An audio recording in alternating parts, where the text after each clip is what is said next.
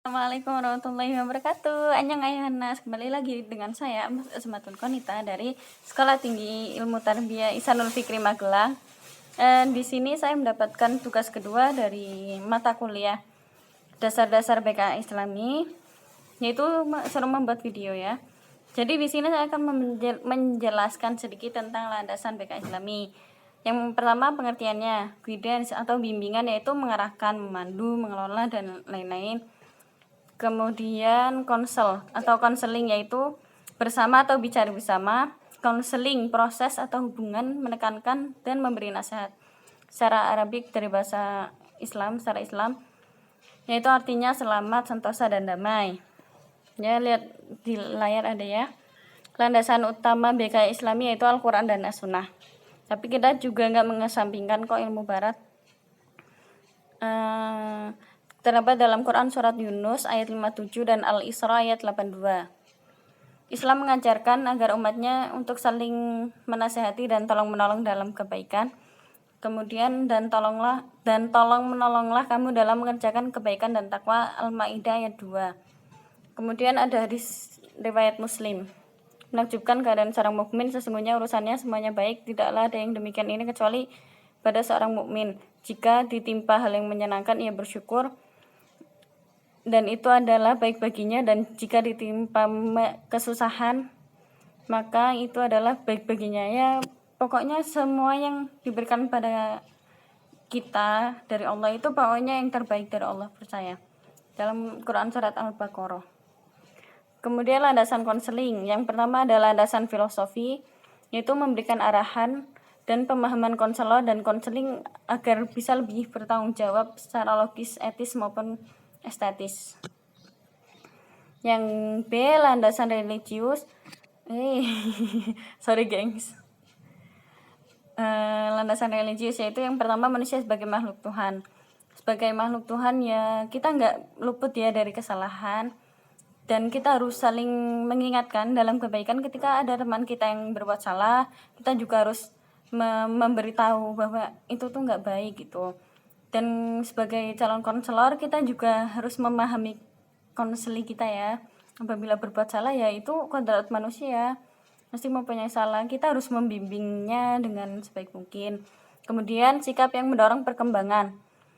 Kita semakin tahun semakin bertambah usia kan, kita harus menjadi lebih dewasa ya. Yaitu kita harus menjadi lebih dewasa, kita harus berkembang. Yang ketiga, suasana dan perangkat budaya kemasyarakatan. Kita tinggal dan tumbuh di Indonesia ya. Indonesia kan kental banget dengan gotong royong. Jadi kita saling membantu. Ketika kita ada masalah atau teman kita ada masalah, kita juga harus saling menolong ya. Seperti dalam Quran surat tadi ya. Tolong menolonglah dalam kebaikan. Kemudian landasan konseling selanjutnya yang C, psikologis, yaitu memberikan pemahaman bagi konselor tentang perilaku individu yang menjadi sasaran layanan klien atau klien kita. Kajian psikologis yang pertama, motif dan motivasi, yaitu dorongan. Yang kedua, pembawaan dan lingkungan atau faktor yang membentuk.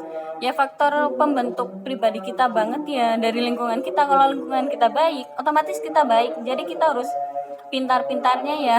Bukan pintar sih. Lebih ke kita harus mengelola.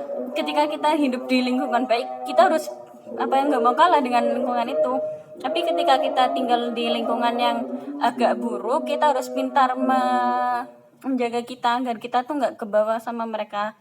Yang ketiga, perkembangan individu, yaitu proses tumbuh kembang. Yang keempat, belajar untuk menguasai segala ilmu yang ada di sini ya. Kepribadian atau teori kepribadian. Selanjutnya, unsur-unsurnya. Yang pertama ada masalah. Masalah suatu proses yang menghambat, merintangi, menghalangi atau mempersulit. Objek BKI, orang yang menerima sasaran dari kegiatan BK atau disebut konseli ya.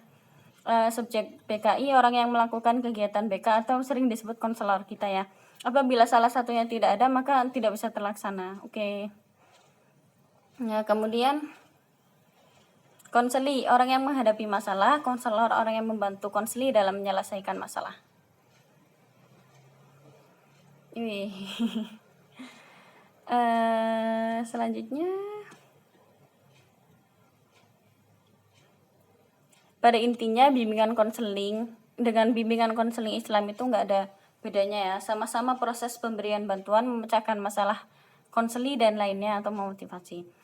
Bedanya kita tuh berlandaskan pada Al-Quran dan As-Sunnah seperti yang disebutkan di slide kedua tadi ya. Tapi kita juga gak mengesampingkan ilmu barat yang mengejarkan tentang konseling atau psikologi umum yang lain ya. Ya intinya itu. Mungkin itu saja dari saya, kurang lebihnya mohon maaf. Wassalamualaikum warahmatullahi wabarakatuh. Thank you.